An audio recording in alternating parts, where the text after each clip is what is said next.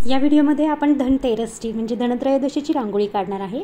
त्यासाठी मी आधी त्याचं स्केच खडूने काढून घेतलेलं आहे आणि आपण धनत्रयोदशीच्या दिवशी वहीचं पूजन तसेच धनाची देखील आपण पूजा करत असतो। तर त्यासाठी मी इथे जी आपण ज्याच्यामध्ये पूर्ण वर्षभराचा लेखाजोखा ठेवतो अशी जी आपण आपल्या घरामध्ये जी डायरी असते त्या डायरीचं मी इथे स्केच केलेलं आहे आणि त्याच्यानंतर पांढरा रंग, त्याच्यानंतर पांढऱ्या रंगाने आधी ते पूर्ण रंग भरून घेतलेला आहे। त्यानंतर डार्क शेड दाखवण्यासाठी मी पिवळा कलर, थोडासा ऑरेंज कलर आणि थोडासा ब्राऊन कलर मिक्स करून मधल्या बाजूने शेड दाखवलेला आहे। त्याच्यानंतर आणखी डार्क शेड जो काळपट शेड दिसतोय तो दाखवण्यासाठी त्याच्यामध्ये थोडासा मी ब्राऊन शेडमध्ये थोडासा ब्लॅक आणि रेड असं टाकलेलं आहे आणि त्यानंतर जो आपण कलश जो असतो ज्याच्यामध्ये आपण धन त्या दिवशी ठेवत असतो, पैशांची पूजा आपण म्हणतो त्याला, की त्याच्यासाठी मी ब्राऊन कलर, येलो कलर आणि ऑरेंज कलरचा वापर केलेला आहे। शेड दाखवण्यासाठी ब्राऊन कलरचा, लाल कलरचा वापर केलेला आहे आणि त्याच्यानंतर त्या कलशावरचं डिझाईन दाखवायचं आहे त्याच्यासाठी येलो कलर आणि थोडासा ब्राईटनेस दाखवण्यासाठी पांढऱ्या कलरचा वापर केलेला आहे डिझाईनसाठी आणि ब्राऊन कलरचे शेड्स त्याच्यामध्ये वापरलेले आहे। त्याच्यासाठी व्हाईट, येलो कलर मिक्स करून हे शेड्स तुम्हाला दिसत आहेत।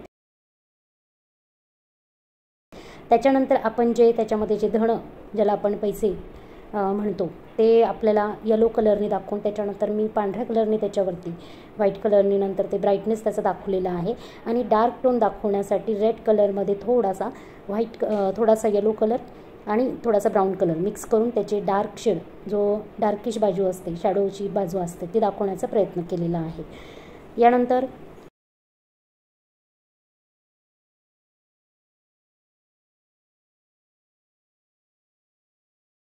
कलशाला देखील मी काही डार्क टोन दाखवलेले आहे।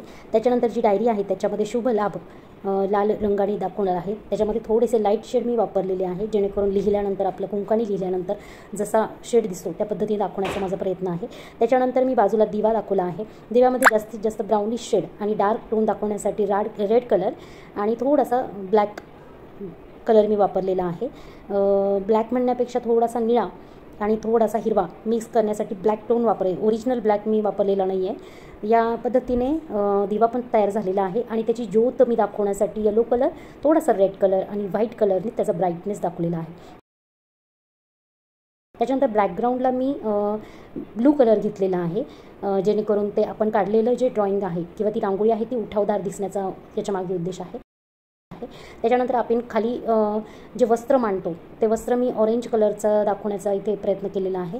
त्याच्यानंतर डार्क टोन वापरण्यासाठी रेड कलरमध्ये थोडासा ग्रीनरी आणि ब्लू मिक्स करून ब्लॅकिश टोन त्याच्यामध्ये आलेला आहे आणि खालचा बॅकग्राऊंड मी तयार केलेला आहे। त्याच्या जो ब्लू कलर पाठीमागे वापरला होता त्याच्यामध्ये डार्क कलरचा, नेव्ही ब्लू कलरचा असतो तो मी वरच्या बाजूने टाकला आणि त्याच्यानंतर जे स्टार्स वगैरे आपण दाखवतो किंवा दिवाळीमध्ये आपण जी लाइटिंग दाखवतो ते दाखवण्याचा पाठीमागे मी प्रयत्न केलेला आहे आणि धनतेरस हे नाव लिहून वरती मी पांढऱ्या कलरने आणि त्याला डार्क टोन निळ्या कलरचे शेड्स दाखवलेले आहेत। त्याच्यानंतर दिव्याचा प्रकाश दाखवण्यासाठी येलो आणि व्हाईट कलरचा वापर केला आहे। त्यानंतर येलो, व्हाईट आणि ऑरेंज कलरचा वापर करून झेंडूचे फुलं इथे काढलेले आहेत। अशा पद्धतीने माझी रांगोळी तयार आहे। कशी वाटली ती नक्की सांगा।